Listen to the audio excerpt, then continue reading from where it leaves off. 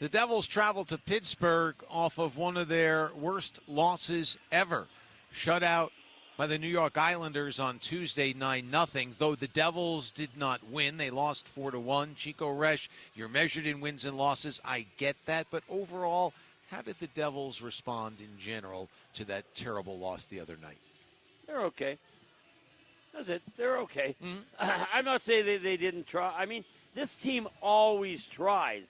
But I thought, until they score, it's just okay. You know what I mean? I can't go any farther. I don't care. Oh, yeah, they played really good. They had 5 or 6 really good chances. Brett got a breakaway. Yeah, but that was it. He didn't score. Put him home. That is the key. Well, anyway, the Devils had some early chances against Pittsburgh, but really it was Pittsburgh that wound up having a good first period, better in the early going. Devils came on in the latter half. Still, they were not able to score, but Erik Karlsson did. Here's Karlsson in deep with a shot. He scores. No! Short side on Jake Allen, and it's a 1-0 lead. Karlsson's fourth of the year. Ricard Raquel, Sidney Crosby with the assists at 6:39, and Pittsburgh was on its way. That was the goal scorer's goal. That's all we can say about that. That was a great shot. You're right, Matt. As it went over the left shoulder of Jake Allen. But the Devils did have some chances. They outshot Pittsburgh 11-7 in that first period. Their best chance came from Jesper Bratt. Jack Hughes tips it to Nico Hischier. It's swept away by Blake Lizotte. Plays it in front, blocked away by Pesce. Clears it for Jack, goes cross-ice, his pass goes off the stick, and now it's loose. It's Jesper Bratt on a breakaway, makes a move, save made by Skinner. Stuart Skinner with the blocker save. And the crowd just roaring, Stu! Heard that way too much tonight. He's the new goalie. I mean, he's going to share duties. He has since coming over from Edmonton with Arturs Shilovs, but he improves his Pittsburgh mark to 3-3, his first win lifetime against the Devils, as he came up with 25 saves on 26 shots. Like that one, some of them were very good, including this from Nico Hischier. 30 seconds to go. Malkin with an errant pass, but Kulak recovers, taps it up ahead, and across the line at Chinikov for Malkin. Goes cross-ice, but Jack gets a piece. Devils break out. Stretch pass. It's off the stick of Malkin and beyond Jack's reach as Wotherspoon plays it behind the net. He gives it away. The Devils center, and Hischier is stopped. Oh, baby. You can't get a better scoring opportunity than that. No. I mean, that's... Some nights that it'd have goal written all over it. Tonight it had save written all over it. And not lately for the Devils having goals written over opportunities like that. And so it was 1-0 going to the second. Devils got an early power play when Connor Dewar was called for a high stick. Timo Meier had a chance to tie it up. Now gets it to Bratt for Jack in the corner. Back to Bratt along the far wall. To the blue line for Luke. Cross ice. Timo with a shot saved by Skinner. Upended in front was Jack Hughes, and the puck is cleared. Was Skinner doing anything in particular tonight that you saw? Well, he got hit with a puck. He made a couple nice glove saves. He was moving well. You know, but I can't say, like, he was just outstanding and sensational. But he was really solid, Matty. And that was enough tonight to beat the Devils. Continuing our highlight, listen, as that power play to Dewar was winding down, things turned for the negative for the Devils. Here is Nason, tries to get it in front, blocked away. Puck shoveled to the blue line, but Nemitz took his eye off it. Devils have to recover at center ice. Time winding down on the power play. As it comes to an end, it's a pass up ahead to the man out of the box, and he scores! Connor Dewar goes 5-hole, it's 2-0. Yowza, how quickly things turned. Well, the Devils on the power play, they had some good chances, you think, yes. But instead, it's the guy coming out of the penalty box, gets a breakaway and scores. And Shimon Nemitz dove trying to block that pass by Raquel, but didn't. And once he didn't, it was Dewar all alone. And Connor Dewar scores his 8th of the season at 5:23. That made it 2-0. Later in the period, at 17-16, Timo Meier was called for a slash. That was followed up in short order by a tripping penalty against Connor Brown. So when you're on such a fine margin, I won't say you can't make a mistake. You hopefully don't make a mistake. You shouldn't make the mistake. Yeah. Devils did a great job killing the early portion of that 5-on-3. It looked like they might dodge a very dangerous situation. But as time wound down, it was a 3-0 lead. 25 to go in the 5-on-3. Raquel in the neutral zone. Drops it off as Carlson takes it across. Toward the corner, looks around. Final minute of play. Gets it to Crosby, top of the far circle. Crosby out high. Now to Malkin. They score. The one-timer by Evgeny Malkin. It's a power play goal. It's 3-0. 8 seconds away from killing the 5-against-3. It is Malkin returning to the lineup for the first time since December 4th. He had an upper body injury, shoulder, he said. Just woke up one day and the shoulder was sore. Scores his 9th of the season, and it was 3-0 after 2. And he led both teams in giveaways 5, but that 39-year-old body can still one-time a puck, and he nailed it up top. Malkin with his 523rd goal, and now just 24 points away from 1,400 in his career. Give you another number, his 31st lifetime goal against the New Jersey Devils. And so it was 3-0 going into the third period. The Devils got a power play when Malkin was called for a slash, a minute 32 in. Devils desperately needing a goal, desperately needing a way to mount a comeback. We will call this the play of the game. Brought to you by Prudential, the Devils' official financial services partner. Luke Hughes off the draw. Goes cross ice. His brother with it. Now to Luke. Long shot. Tip save made over the rebound. Hops over the stick of Nason. Recovered by Jackies in the far circle. Now to Luke. To Hamilton. To Luke. Slap shot. They score! Devils on the board. Power play goal. It's 3-1. That's what the doctor ordered. And that was the play of the game, brought to you by Prudential, the Devils' official financial services partner. Devils had some life. Yeah, and the doctor did order it, but the pills weren't enough. There was only one of them. Yeah, and that was it. There was a late goal by Blake Lizotte to make the final score 4-1. Pittsburgh winning its 6th in a row. Devils lose their 3rd straight as they get ready for Winnipeg on Sunday afternoon. After the game, Timo Meier spoke with our Sam Kassan and the rest of the media. So you were looking for a response game after the loss on Long Island. What was missing tonight? Obviously, you came out pretty good in the first period, but where did things kind of get away from you? Yeah, I mean, started pretty well. I thought we were skating, but then they scored a goal, and then kind of in the second period they took over, and we went back to our bad habits and made it way too easy on them, and you're not going to win like that. What needs to change to kind of jumpstart this team to getting kind of back to those good habits? Just consistent.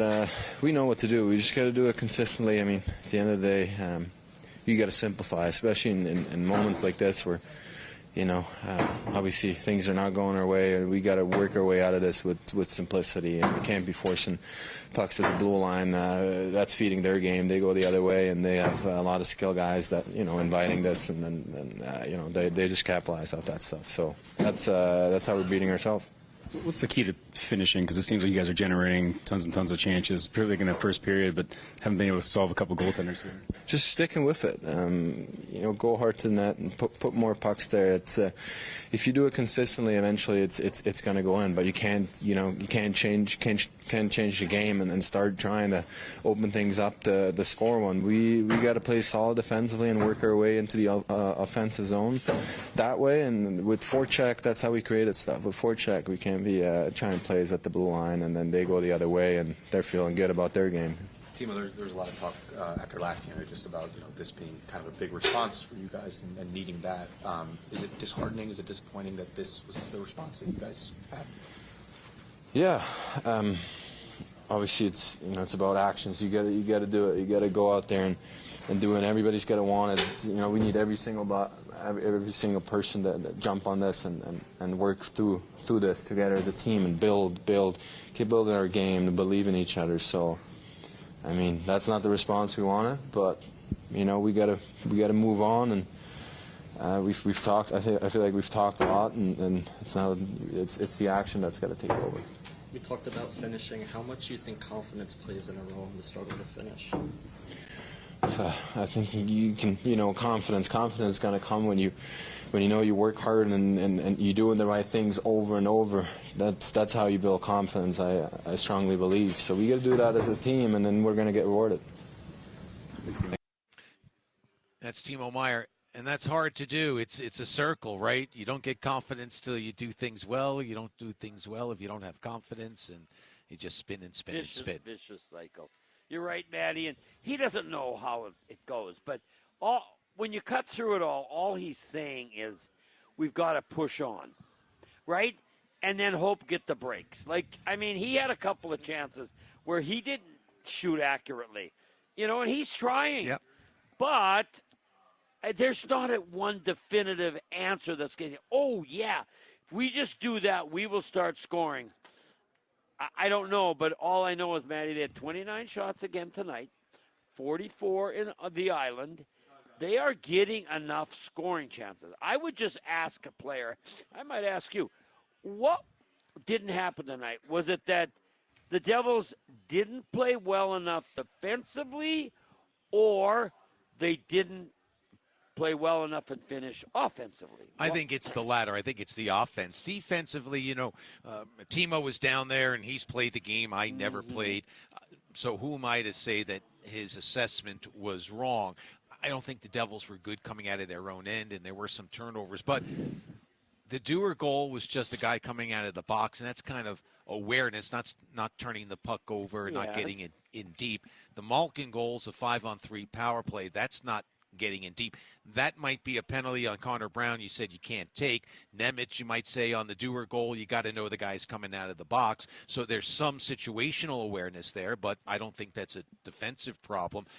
Carlson had a little room coming down on his goal, but it was a beautiful goal. But he made a great shot, He made a great shot. So, and then Lizotte, it was late, and That was a giveaway. Okay, we'll agree with that one. So you can't whitewash everything. I think what I'm saying, though, is that it was more their lack of the offense. I mean, they had chances in the first. We played it back. The Pratt breakaway. The Brown had he had a backhand chance, which we didn't play back. Exactly, and it was off the shoulder of Stuart Skinner. And then the Hischier in front turnover, wide open, and doesn't score. I know it, Maddie, and, when you talk and interview the players, they can't give you a definite answer about that. We shouldn't expect it. We'll keep asking it. But I think the thing is just keep going, keep shooting, keep driving the net, and just hope that bubble will burst on Sunday and Winnipeg, and we will go on a 5-game winning streak. That's what we need. No practice tomorrow. Yeah. Collective bargaining agreement mandated day off. Saturday there will be practice, and then we'll travel to Winnipeg. So I'll be curious to see what changes are made. You mentioned Jack Hughes didn't play the last few shifts. Timo Meier joined Nico Hischier and Jesper Bratt. Is that a harbinger of things to come? Dadonov? Maybe Dadonov comes in. Now Jack's still not able to take faceoffs, but you could have Mercer on his wing with Dadonov. I guess. I'm just trying to figure out what combinations you might have to try to get a little more life, a little more offense, and then hopefully some of these players can convert their opportunities. Well, that sums it up. You just go down there and tell them that. No, but, Sheldon Keefe is trying. All the coaches, the power play coaches, defensive, they're all trying to say the right thing, to motivate the guys, and I'm sure the guys are saying it to each other. But I've been there, Maddie, and as we always say, there's only one thing that matters, is that at the end of the game on that big board, you have pumped home more goals than the other team. And right now the Devils aren't doing that, and until they do, they're not going to win. Yep, stuck at 1 tonight as they lose by a score of 4-1, getting ready for Winnipeg on Sunday afternoon. But we have been told that, now we've just been given words. His comments were very insightful and very good. So we'll turn it around as quickly as we can. You hold the elevator, though, because they're going to... Okay. All right. Let's hear what he had to say. around the room regarding tonight's game was what the response was going to look like. Obviously, you don't get the result here, and you said it before, it's not a lack of effort or lack of trying from your group. Just curious what your assessment is of this one here. I thought for parts of it, there's parts that you like. But once we got settled into the game in the first period, I thought we were quite good. I mean, we didn't give up a shot on goal in the last 11 minutes of the first period and had some point-blank opportunities. So our inability to execute on those chances obviously makes us come out of the period down 1. Yet still, obviously like a lot about our game at that point in time. Like how we started the second period. And then you kind of see the power play there kind of sucks the life out of our game. Not obviously the power play itself and its inability to come through, but to give up, to come out of the power play with a breakaway and now down 2-0. That stung, and you could feel that on the bench, and thought it kind of compromised the rest of our second period, unfortunately. Well, Sheldon, you're in just like to focus on the game and not all the noise around it, but in the third period, you're still in the game. How important, at least for a moment when you look at this game, to see Luke score and just have a little bit of a push there? How important was it to see that, just the way things have been going for you guys? Yeah, like I said, I've lots to like about our first period, lots to like about our third period. Obviously, our power play, and then the penalties that we took are to me the game-altering plays or game-altering situations. So that's what we got to do better and give ourselves an opportunity. When you're going through like this, you can't have self-inflicted mistakes, and to get down 2-0 was a tough one. And then the penalties we took make it hard. It's a great power play over there, and you give them a 5-on-3, it's going to be tough. We nearly killed it. But yeah, I did like the response in the third period. Shook up our power play a little bit, and liked the response that we got from that, obviously. And we weren't able to get the next one that we needed. Talked to Timo, and he said some of the bad habits came in that second period. Do you think it was the power play that kind of took the life out of you guys? Yeah, I mean, like I said, liked our first period, especially the last half of the first, and then liked how we started in the second. We're going just fine, get a power play. It's our chance to turn the game. We don't do that and give up the goal. You could feel it on the bench, unfortunately. The emotion, the energy really got zapped. That's a tough one to overcome, but we had to overcome it. That's just the reality. There's lots of game left.